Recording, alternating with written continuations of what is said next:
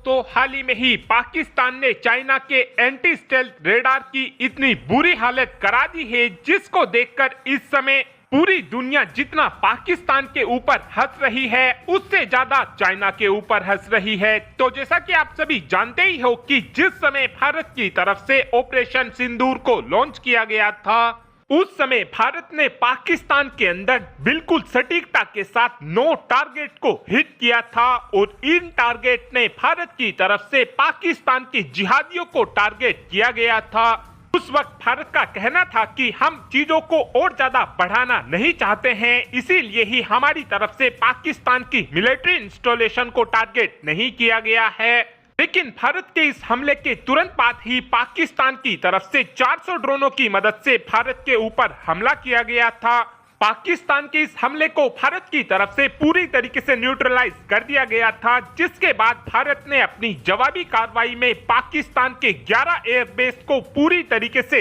उड़ा दिया था। इन 11 एयरबेस में से एक एयरबेस काफी ज्यादा खास था और इस एयरबेस का नाम चुनियन एयरबेस था। भारत की तरफ से पाकिस्तान के इस एयरबेस को भी टारगेट किया गया था और इसी एयरबेस के ऊपर पाकिस्तान की सेना ने चाइना की YLC-8 एंटी स्टेल्थ रेडार को भी इसी एयरबेस के ऊपर तैनात किया हुआ था। जो ये YLC-8 एंटी स्टेल्थ रेडार है, इस रेडार को चाइना ने अपनी इन्वेंट्री में से निकालकर पाकिस्तान की सेना को साल 2023 में दिया था। इस रेडार को लेकर चाइना की तरफ से यह दावा किया जाता था कि इस रेडार की मदद से हम काफी आसानी से अमेरिका के F-22 रैप्टर और F-35 जैसे फाइटर जेट को काफी आसानी से डिटेक्ट कर सकते हैं। इस रेडार को चाइना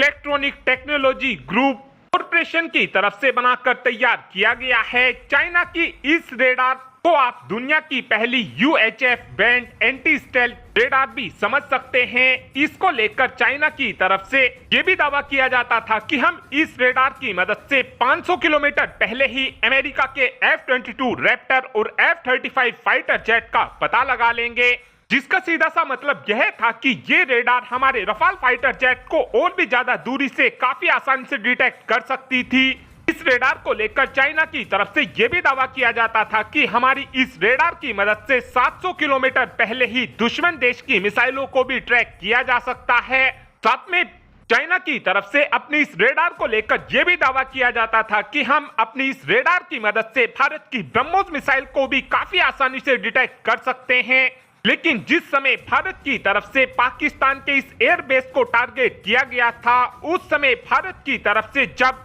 इस एयरबेस के ऊपर मिसाइल दागी जा रही थी, उस समय हमारी मिसाइल ने 100% एक्यूरेसी के साथ पाकिस्तान के इस एयरबेस को हिट तो किया ही था, साथ में इस रेडार को भी भारत ने काफी आसानी से मारकर गिरा दिया था। इस रेडार को भारत की तरफ से एयर लॉन्च क्रूज मिसाइल की मदद से हिट किया गया है। इस वक्त उम्मीद इस बात की जा रही है कि इस रेडार को हिट करने के लिए भारत की तरफ से स्कैल्प मिसाइल या फिर ब्रह्मोस मिसाइल का इस्तेमाल किया गया होगा। इस रेडार के तबाह होते ही पाकिस्तान का जो डिफेंस मैकेनिज्म था वो पूरी तरीके से ठप हो गया था और इस चीज का हमको नतीजा ये देखने को मिल रहा था कि भारत की तरफ से जो भी ड्रोन पाकिस्तान के ऊपर दागा जा रहा था, वो पूरी सटीकता के साथ अपने टारगेट को हिट कर रहा था। जैसे ही भारत की तरफ से इस रेडार को हिट किया गया है, उसके तुरंत बाद ही चाइना की तरफ से ये बात बोली जा रही है कि पाकिस्तान के जवानों से इस रेडार को